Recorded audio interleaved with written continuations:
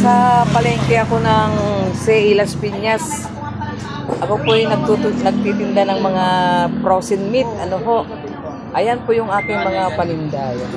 Meron na, itong mga longganisa naman, at saka balone, hango ko po yun. Pero yung aking produkto kong ginagawa na akin ay patis, meatballs, tsaka siomay. Ayan, ayan. Ito gawa ko. Pero yung iba naman, hindi ko na ho gawa yun. Ano ho? Ayan po. Meron po akong ginagamit na maliit na sasakyan, yung multi-cab. Yun yung po aking pan-deliver, dito sa aking paninda.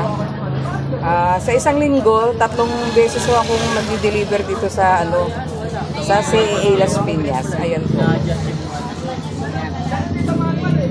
Ayan.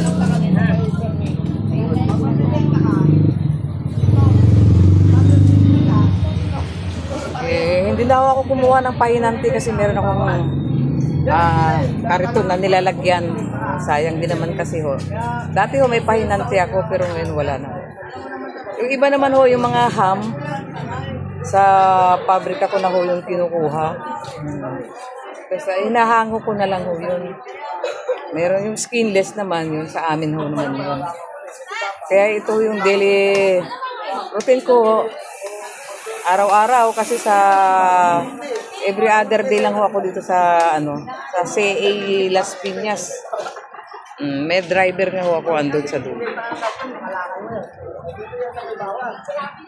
Mahirap mo kasi walang driver dito kasi dating po ng 9 o'clock, may nag-iikot na po dito.